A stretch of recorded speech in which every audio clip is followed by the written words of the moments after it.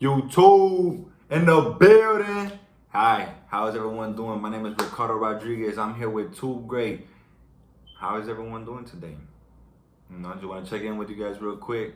Hope you guys are having a great day. Now, if you were going into the search engine of YouTube and you're looking up more information on how to create and really build up that emergency fund, then you're in the right place for this video. And I just want to let you know that if you enjoy videos about becoming financially literate, getting that financial education, learning how to budget, how to save, how to spend, how to invest, you are in the right place because this is the channel where we're covering all those topics. I highly recommend you subscribe to the channel if you want to keep up with the content I'm putting out. Now let's just dive into the content. Emergency fund, what is that? All an emergency fund is in case of an emergency, you have funds to back up, the wreckage, the expense of, what just happened, whether that's, something broke in your home, an oil change, your car, not your car, maybe your tire pop, to cover that expense, and the crazy thing is not a lot of people, a lot of people live American, I live in America, so I'm just gonna speak within my country's, our means. A lot of Americans live paycheck to paycheck, right? And a lot of them are not financially literate, so they just pay the bills, spend whatever's left over on Friday night, Saturday night, whether that's getting drinks, going out, classy days. Everyone has their own definition of fun, and they have no money left over for that emergency fund. No savings put to the side, nothing to cover this unexpected cost, and that's what we're trying to achieve right now when we're becoming financially literate is learning how to put money aside in case of an emergency, and that's all it is. So I just want to paint a picture in your head. Let's say driving down the expressway, you got your favorite song on and everything, you're dancing, and let's just say there's a crazy driver and boom, he just crashes into you. How will you pay? He just hit your your front end of your car. How are you gonna pay for this damage now? Let's say you have insurance and everything, but let's just say this cost has to come out of your pocket because you don't have full coverage. Just to keep terms simple, you don't have full coverage. You got to pay $1,000 on top of what's missing, but the insurance can't cover. What are you gonna do to get this $1,000, right? 56% of Americans do not have this emergency fund to cover a $1,000 cost, and that's crazy. That's more than half of the U.S. population. So not everyone is up to par with what an emergency fund is and how to correctly execute it to cover a cost like this, which is very common. You go into an expressway, you'll see a crash. Let's say something breaks down in your home. You have that $1,000 expense. Now I just want to refer back to a system that I mentioned in previous videos of the smart money, smart money moves, smart money tricks. I'm sorry, that that we were going over on how to budget, and we were going over the bucket system, and all it is, I would highly recommend view that video. I would go more in depth, but we put our income in buckets. I'm sorry, our income is generated and our expenses are in forms of buckets. And I got a visual, everyone loves a picture on what we spend our money on, and I just put very common bills, whether that's food, whether that's the light, whether that's rent, and I just put common bills. But a lot of people don't have this bucket into place within their bucket system, knowing how to budget, and that's the emergency fund, right? Every bill has a percentage of your income, whether that's food, the 20%, rent 20%. I just put this percentages to keep the numbers simple, but I highly recommend you incorporate this emergency fund within your budget system. Create a bucket for it because not a lot of people have this into place.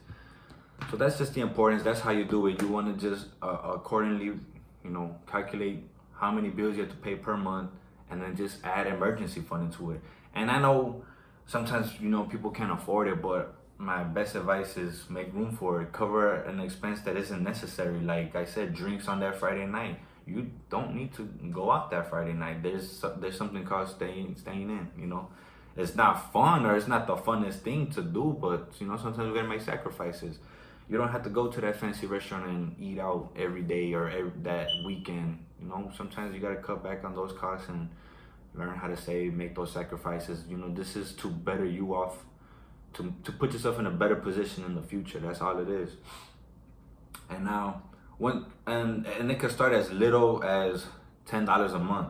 I mean, obviously, my recommendation would be at least 10%. But if $10 is all you could put up, 10 is better than zero. Slow money better than no money.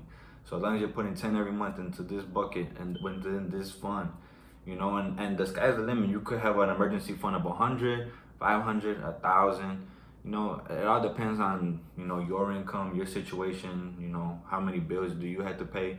But my recommendation, just put 10% of your income aside to put forth in the emergency fund, and that's all it is. And now you want to keep this emergency fund liquid, and all that means is it's easy to access, whether that's cash, whether that's with a bank account, and you could easily take that money out. Just because the whole point of emergency fund is when that emergency occurs is you could access it easily to cover that cost. Just because it's easier to access though doesn't mean you're pulling out every little thing. Oh, I don't have an extra dollar for the the groceries. But my point is, have it accessible, but keep in the back of your head, don't touch. When we go into the museum, those don't touch signs on that painting or on that sculpture, do not touch this. Do not touch this fund. You have to reach the goal of $1,000 to fulfill this emergency fund. And everyone's goal is different, but I'm just keeping it broad to keep the number simple. Aim save 10%. Aside from savings, that's different from your savings. This is a specific fund just for emergencies, and 10%. Just build up to that 1,000. If it takes you a month within that same month, all right, that's perfect. Whether it takes you 10 months, that's perfect. You're saving. Every situation, every person differs. Now, once this is obtained, you have the $1,000 in this fund. Put it to the side. Just don't think twice about it.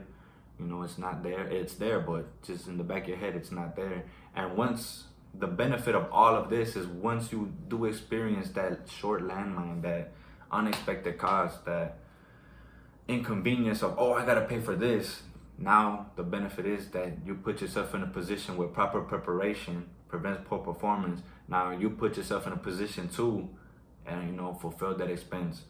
Now you don't feel as worried. You don't feel as stressed. You don't feel as hectic, like, oh, what am I gonna do now? I have to make ends meet. No, you don't feel that pressure at all because you prepared for this emergency. Now you have the money up front, it's easily accessible, and you put it forth to whatever the cost might be. And like I said, every situation differs, everyone's different. But now my point was, you were prepared, that was the benefit, and you needed that money, you got it. Now if you enjoyed this content, I would most definitely appreciate thumbs up. Let me know in the comments if you're implementing the bucket system within your budgeting. Let me know, what are you saving for? How much are you putting up? The percentages, the amount. We would love to interact. I will reply to your comments most definitely. If you have a friend or loved one that will really benefit from the information I'm putting out, share this to them. Mention them in the comments. I want to hear what you guys think about this, most definitely. I really hope you enjoy the content. And this is, like I said, just building a mindset. This is building your financial literacy. And let's say you already have this covered and you're tired of what you got going on, of living paycheck to paycheck, and you want to build that extra stream of income, I highly recommend clicking the link below where I have my YouTube Freedom Blueprint. And all you have to do is put in your email address and you have access to this blueprint for free. It's that simple. All you gotta do is click the link. And I hope you guys have a great day. Enjoy. Peace.